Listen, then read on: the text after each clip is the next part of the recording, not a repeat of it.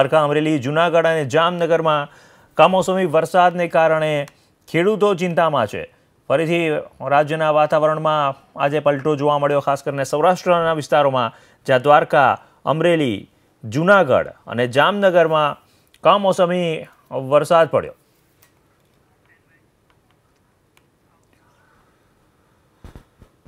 તો રાજ્યમાં આવનારા 48 કલાકમાં છૂટાછવાયા વરસાદની હવામાન વિભાગે આગાહી કરી છે. સૌરાષ્ટ્રના અમરેલી, ભાવનગર અને દીવમાં છૂટાછવાયા વરસાદની આગાહી કરવામાં આવી છે. અપર એર સર્ક્યુલેશનને કારણે આવનારા 3 દિવસો સુધી તાપમાન સામાન્ય રહેશે, જ્યારે 3 દિવસ બાદ ફરી તાપમાનમાં વધારો થશે. ગઈકાલે પણ બનાસકાંઠા અને સૌરાષ્ટ્રમાં કમોસમી વરસાદ પડતા ખેડૂતો ચિંતામાં મુકાયા હતા. માવઠાથી કેરી, જીરું અને ઘઉંના પાક પર માઠી અસર થઈ છે.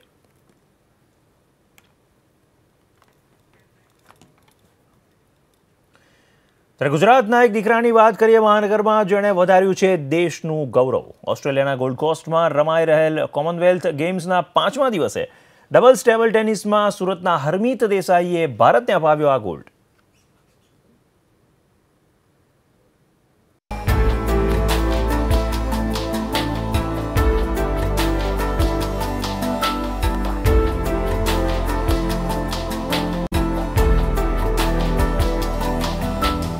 ગુજરાતનું ગૌરવ સુરતના હરમીત દેસાઈએ કોમનવેલ્થમાં ભારતને અપાવ્યો ગોલ્ડ મેડલ. ડબલ્સ ટેબલ ટેનિસમાં હરમીત દેસાઈએ જીત્યો ગોલ્ડ મેડલ. સુરતના હરમીત દેસાઈની મહેનત આખરે રંગ લાવી. કોમનવેલ્થ ગેમ્સમાં ચમક્યું ગુજરાતનું ગૌરવ. ટેબલ ટેનિસમાં સુરતના હરમીત દેસાઈ અને જી સાથિયનની જોડીએ સિંગાપુર મેન્સની ટીમને 3-0 અને 3-1થી પરાજય આપીને ફાઇનલમાં પ્રવેશ મેળવ્યો હતો. ફાઇનલ્સમાં ભારતના હરમીત દેસાઈ અને જી સાથિયનની જોડીએ મેચમાં શરૂઆતથી જ પકડ મેળવી લીધી અને મેચમાં નાઇજીરિયાની ટીમને પરત ફરવાનો મોકો પણ ન આપ્યો. 3-0ની લીડથી મેચ જીતી ગોલ્ડ મેડલ પર કબજો કરી લીધો. કોમનવેલ્થ ગેમ્સમાં ગોલ્ડ મળતા હરમીતના પરિવારજનોમાં ખુશીની લહેર છે. પુત્રની સિદ્ધિને લઈને માતા પિતાનો હરખ સમાતો નથી. એની જોડે વાત કરી અને એને ખ્યાલ જ હતો કે મને ખબર હશે, કેમ કે આજે લાઈવ બધાએ જ જોયું, મેં નહીં, બધા કેટલા બધા લોકોએ આ જોયું છે. એટલે એણે કહ્યું કે મમ્મી જોયું? મેં કીધું હા દીકરા જોયું. તને કેવું લાગે છે? તો એ કે મને તો રાજા જેવું ફીલ થાય છે. He was so happy. મેં કીધું કે જીત્યો તું, પણ ઇન્ટરવ્યૂ હું આપું. હરમીતે 8 વર્ષની ઉંમરે જ અંડર 10માં સ્ટેટ લેવલનું મેડલ મેળવ્યું હતું. હરમીત અત્યાર સુધી 150થી વધુ મેડલ્સ મેળવી ચૂક્યો છે. હરમીત દેસાઈની આ બીજી કોમનવેલ્થ ગેમ્સ હતી. પ્રથમ કોમનવેલ્થ ગેમ્સમાં હરમીત 4થા નંબરે રહ્યો હતો, પણ આ વખતે તેને સીધું ગોલ્ડ પર નિશાન સાધ્યો. હરમીત દેસાઈ પ્રધાનમંત્રી નરેન્દ્ર મોદીનો મોટો પ્રશંસક છે. મોદી પણ હરમીતની રમતથી એટલા જ પ્રભાવિત હતા. માટે જ્યારે પણ સુરત આવતા ત્યારે હરમીત શું કરે છે તેની પૂછપરછ જરૂર કરતા. હરમીતના માતા પિતા માની રહ્યા છે કે રાજ્ય સરકારે શરૂ કરેલા ખેલ મહાકુંભના કારણે હરમીતની પ્રતિભા વધુ નિરખી છે. સરકારના સતત સપોર્ટના કારણે તે આજે સફળતાના શિખર પર પહોંચ્યો છે. એટલે આ છે તે બહુ જ સારી વસ્તુ છે ખેલ મહાકુંભ, અને હવે નેશનલ લેવલ પર પણ આ વસ્તુ ચાલુ થઈ છે, તો એને ડેફિનેટલી ફેર પડશે. આ જે રિઝલ્ટ મળ્યું છે એમાં સરકારનો બહુ મોટો ફાળો છે. એ લોકોની આ જે નિર્ણયો લીધા છે, એટલે સ્પોર્ટ્સ ઓથોરિટી ઓફ ગુજરાત, જેણે આ શક્તિદૂત, આ તમે પાછળ જે જોયું હશે કે હરમીતને ઘણી બધા પૈસાની રીતે મદદ કરે છે. ગોલ્ડ કોસ્ટમાં ભારત ત્રીજા દિવસે વધુ 6 ગોલ્ડ જીતી ત્રીજા નંબરે પહોંચ્યું છે. હરમીતના માતા પિતાની ઈચ્છા છે કે કોમનવેલ્થમાં જે હરમીતે ગોલ્ડ અપાવી દેશનું નામ રોશન કર્યું, તેમ ઓલિમ્પિક્સમાં પણ તેમનો દીકરો દેશનું ગૌરવ વધારે. ધનુરાજ બાગલે, એબીપી અસ્મિતા, સુરત. તો કોમનવેલ્થ ગેમ્સમાં ગોલ્ડ અપાવી ગુજરાતનું નામ રોશન કરવા બદલ મુખ્યમંત્રી વિજય રૂપાણીએ હરમીત દેસાઈને શુભેચ્છા પાઠવી. મુખ્યમંત્રીએ કહ્યું કે ખેલ મહાકુંભ અને દેશનું નામ રોશન કરે તેવા અનેક હરમીત પેદા કરશે. કોમનવેલ્થ ગેમ્સમાં ટેબલ ટેનિસમાં ગુજરાતનું ગૌરવ, ગુજરાતનું રતન ભાઈ હરમીત દેસાઈએ ગોલ્ડ મેડલ પ્રાપ્ત કરીને સમગ્ર ગુજરાતીઓનું ગૌરવ વધાર્યું છે. વડાપ્રધાન નરેન્દ્રભાઈ મોદી કહેતા કે ખેલે એ ખીલે, અને આજે હરમીત ખીલો છે. સમગ્ર ગુજરાતની જનતા વતી, સરકાર વતી હરમીત દેસાઈને લાખ લાખ અભિનંદન આપું છું. શુભેચ્છા પાઠવું છું કે હજી પણ ખૂબ આગળ વધે. આજે અમને સંતોષ છે, ખેલ મહાકુંભે અનેક નવી પ્રતિભાઓ બહાર કાઢી છે અને ખેલ મહાકુંભને કારણે હજી પણ આવનારા દિવસોમાં અનેક હરમિત દેસાઈઓ આમાંથી બહાર નીકળશે. ત્યારે ફીને લઈને સરસ્વતીના ધામ બન્યા છે હવે સંઘર્ષના ધામ. ફીને લઈ શાળા સંચાલકો હવે ગમે તે હદ સુધી જઈ રહ્યા છે તો વાલીઓએ પણ નમતું નહીં જોખી ઉગ્ર લડતનો વ્યક્ત કર્યો છે નિર્ધાર.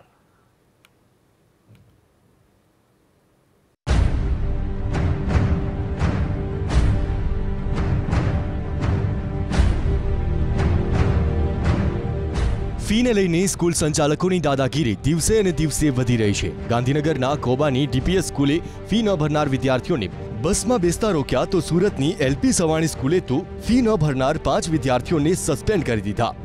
કોબા ડીપીએસ સ્કૂલમાં વાલીઓને ઈસીએસથી ફી ભરવા દબાણ. ગાંધીનગરની કોબા ડીપીએસ સ્કૂલમાં વાલીઓએ સ્કૂલ સંચાલકોની દાદાગીરી સામે હલ્લાબોલ કર્યું. ફી ન ભરનાર વિદ્યાર્થીઓને સ્કૂલ સંચાલકોએ બસમાં બેસતા રોકવામાં આવતા વાલીઓ વિફર્યા. નવા સત્રના પ્રથમ દિવસે જ વાલીઓને હેરાનગતિનો સામનો કરવો પડ્યો. વાલીઓને સ્કૂલ સંચાલકો હવે રોકડ કે ચેકથી નહીં પણ ईसीएस એટલે કે ઇલેક્ટ્રોનિક ક્લિયરન્સ સર્વિસથી ફી ભરવા દબાણ કરી રહ્યા છે. ये लोग बिल्कुल सपोर्ट नहीं कर रहे हैं. ये लोग कह रहे हैं कि चेक से पेमेंट अलाउड नहीं, हम चेक एक्सेप्ट ही नहीं करेंगे. अब ये लोग लेटर हेड पे लिख के दे दे हमको. They should write on the letter and give it to us. They won't आप एलसी लेने के लिए तैयार है? तैयार. पैसे चाहिए हमको वापस जो हमने. અને અમે જે ડોનેશન આપેલું જે તે ટાઈમે એ ડોનેશન ભોલાભાઈ ટ્રસ્ટમાં આપેલું એ ઈસીએસ નહીં હટાવ્યા, બાળકોના એલસી લેવા તૈયાર છે અને 65,000 જે ભોલારામનો ચેક હતો એ અમે પૈસા રિટર્ન લેવા તૈયાર છે. એલપી સવાણી સ્કૂલે 5 વિદ્યાર્થીઓને કર્યા સસ્પેન્ડ. ફીને લઈ હવે સ્કૂલો બાળકોના ભવિષ્ય સાથે રમત રમતા પણ અચકાતી નથી. સુરતના વેસુ કેનાલ રોડ પર આવેલી એલપી સવાણી સ્કૂલે ફી ન ભરનાર 5 વિદ્યાર્થીઓને સસ્પેન્ડ કરી દીધા. સ્કૂલ સંચાલકોની મનમાની સામે વાલીઓએ સ્કૂલમાં જઈ હોબાળો કર્યો. यहाँ पे 5 बच्चों को सस्पेंशन लेटर दिया गया है और ये लोग ऐसा बोल रहे हैं कि सस्पेंशन कैंसिल कर देंगे अगर तुम लोग हमें राइटिंग में दे दो कि तुम लोग है ना फीस भरने के लिए तैयार हो जाओगे जैसे ही सुप्रीम कोर्ट का ऑर्डर आएगा. लेकिन हम लोग ये बोल रहे हैं कि हम लोग फीस भरने के लिए तैयार हैं जैसे ही प्रोविजनल फ़ी तय हो जाएगी. और जो फूड एक्सपेंसेस हैं या ट्रांसपोर्टेशन एक्सपेंसेस है वो आज तक के हम लोग अभी के अभी पे करने के लिए तैयार हैं. बाकी जो फीस है जो एफआरसी में डिसाइड हो जाए तो हम पे करेंगे और इसके लिए ये स्कूल वाले जल्द से जल्द एफआरसी जाए ये हमारी रिक्वेस्ट है. 5 बच्चों को सस्पेंड कर दिया है अभी, लेकिन उन सबका आज सस्पेंशन ऑर्डर रोक दिया है. सब बच्चों को आज क्लास में ही रखा है वापस. ફી નિર્ધારણ સમિતિએ કેટલીક સ્કૂલોની પ્રોવિઝનલ ફી જાહેર કરી. પ્રોવિઝનલ ફીથી પણ વાલીઓ ખુશ નથી. તેવામાં ફી મામલે વાલીઓ અને સ્કૂલ સંચાલકો વચ્ચે ઘર્ષણના આવા જ દ્રશ્યો જોવા મળશે. અમદાવાદથી અર્પિત દરજી સાથે સુરતથી ધનરાજ બાગલે, એબીપી અસ્મિતા. ત્યારે બિટકોઇન કેસ મામલે ધરપકડ કરાયેલા 3 આરોપીઓના કોર્ટે 13 એપ્રિલ સુધીના રિમાન્ડ મંજૂર કર્યા છે. બીજી તરફ ગૃહ રાજ્યમંત્રી પ્રદીપસિંહ જાડેજાએ બિટકોઇન પ્રકરણમાં સંડોવાયેલા પોલીસ કર્મીઓ સામે આકરા પગલાં લેવાની ખાતરી આપી છે.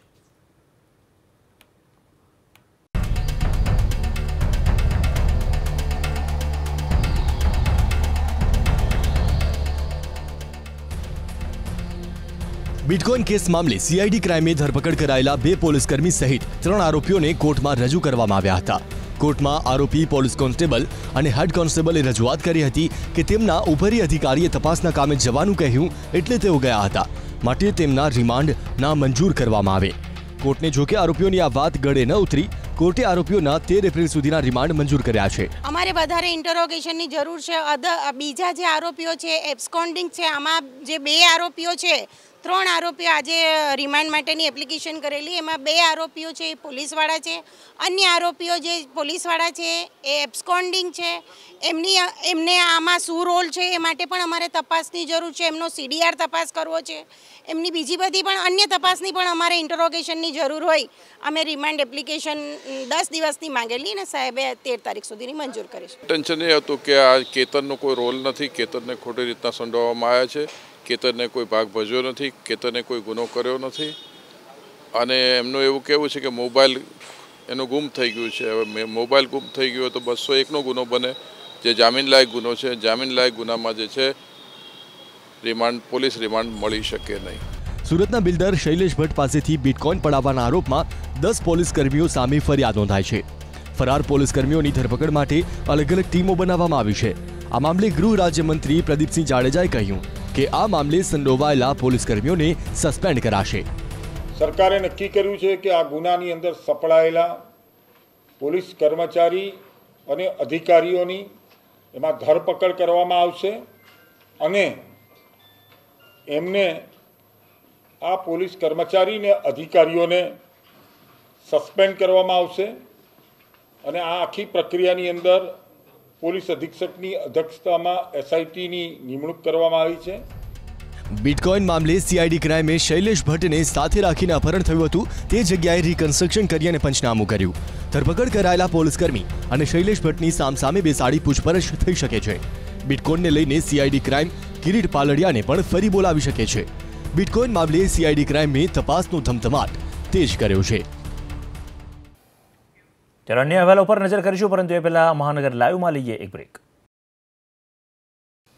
વિરામ સ્વાગત છે મહાનગર લાઈવમાં આપનું. અન્ય અહેવાલો પર નજર કરીએ. 11 બેંકોને 2650 કરોડ રૂપિયાનો ચૂનો લગાવનાર વડોદરાના ઉદ્યોગપતિ અમિત ભટનાગર પર સકંજો કસાયો છે.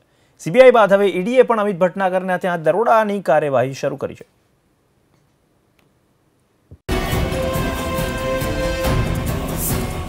સીબીઆઈ બાદ ઈડીનો સકંજો. 2650 કરોડનું લોન કૌભાંડ. અમિત ભટનાગરને ત્યાં સીબીઆઈ બાદ ઈડીના દરોડા. 2654 કરોડના લોન કૌભાંડમાં સીબીઆઈ બાદ હવે ઈડીએ અમિત ભટનાગર પર કસ્યો છે સકંજો. ઈડીના અધિકારીઓએ ડાયમંડ પાવર કંપની અને અમિત ભટનાગરના નિવાસસ્થાન સહિતના સ્થળોએ દરોડા પાડ્યા. ભટનાગરના આર્થિક વ્યવહારો અને વિદેશમાં તેણે નાણાં મોકલ્યા છે કે કેમ અને ત્યાં કેટલું રોકાણ કર્યું છે તેની તપાસ શરૂ કરી છે. 2654 કરોડ ન ભરતા અહીંયા સીબીઆઈએ તો દરોડા પાડ્યા જ હતા, પરંતુ હવે અત્યાર સુધી તેમના ખાતાકીય જે નાણાકીય વહીવટ છે તમામ માટે અહીંયા ઈડી તપાસ કરી રહી છે. અત્યાર સુધીના તેમના જે ખાતાકીય અને નાણાકીય વહીવટો હતા તેને લઈને અહીંયા તપાસ ચાલી રહી છે. વાત ત્યાં સુધી છે કે અત્યાર સુધી તેમણે જે વહીવટો કર્યા છે, નાણાકીય હેરફેર થઈ છે, વિદેશમાં શું તેમના નાણાં અહીંયાથી ગયા છે, નોટબંધી સમયે કેટલો વ્યવહાર થયો છે, તમામ પ્રકારે અહીંયા ઈડી તપાસ કરી રહી છે. એક સમયે સ્કૂટર પર ફરતા અમિત ભટનાગરે diamond power infra private limited company બનાવી, જો કે 2012 થી 2015 દરમિયાન ખોટા ટર્નઓવર બતાવી અને સ્ટોક બતાવી 2650 કરોડની 11 બેંકો પાસેથી લોન લીધી હતી. બેંકોને ચૂનો ચોપડનાર અમિત ભટનાગર સામે સીબીઆઈ કાર્યવાહી કરી રહી છે. સીબીઆઈએ પણ અમિત ભટનાગરના નિવાસસ્થાને અને ઓફિસે 2 દિવસ પહેલા દરોડા પાડ્યા હતા. જો કે અમિત ભટનાગર લોન લઈને છુમંતર થઈ ગયો છે. લોરેન્સ પરમાર, એબીપી અસ્મિતા, વડોદરા. ત્યારે દેશભરમાં દલિતો પર કથિત અત્યાચાર મુદ્દે કોંગ્રેસ અધ્યક્ષ રાહુલ ગાંધીએ ઉપવાસ કર્યા, પરંતુ રાજ્યમાં કોંગ્રેસ અધ્યક્ષના આદેશની અવગણના થઈ. ઉપવાસને બદલે પ્રદેશ કોંગ્રેસના નેતાઓએ 2 કલાક ધરણા કરીને માત્ર સંતોષ માન્યો. કોંગ્રેસના દલિત પ્રેમને લઈ ભાજપે પણ નિશાન સાધ્યું.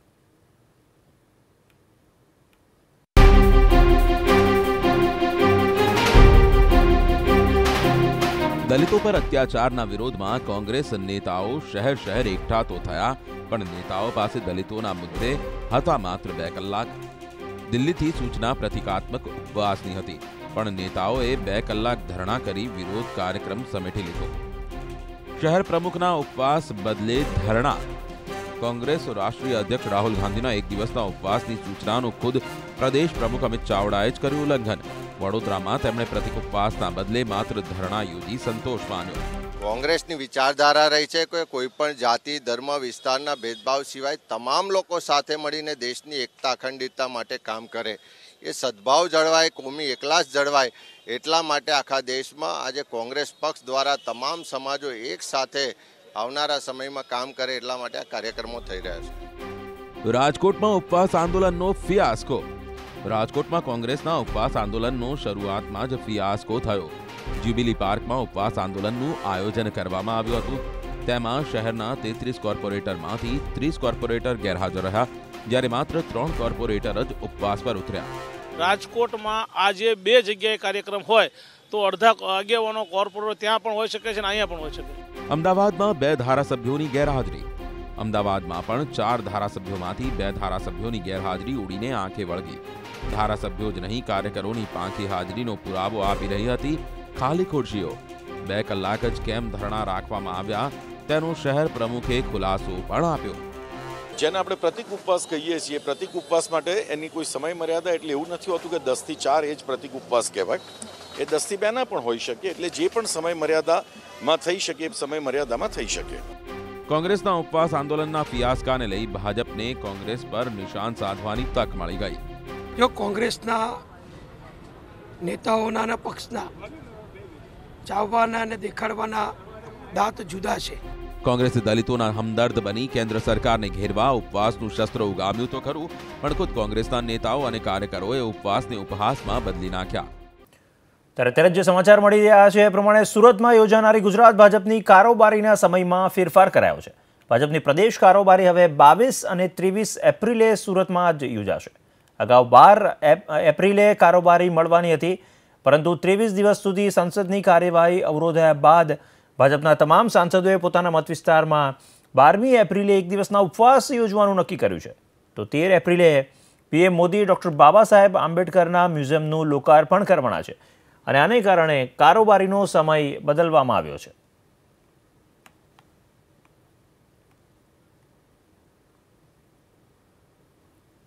કારોબારી એ અમે એક અઠવાડિયું એક્સટેન્ડ કરી છે. 22-23 રવિવાર અને સોમવાર એપ્રિલ મહિનાની આ જ મહિનાની સુરત મુકામે જ ફરી એકવાર આ કારોબારી ત્યાં મળવાની છે. 11 તારીખે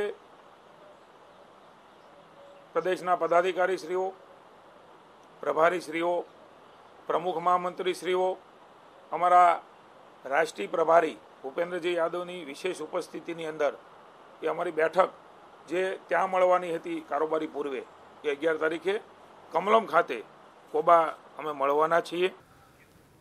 તો મહાનગર લાઈવમાં અત્યારે બસ આટલું જ. આગળ તમામ ખબરો પર છે નજર આપ જોતા રહો એબીપી અસ્મિતા.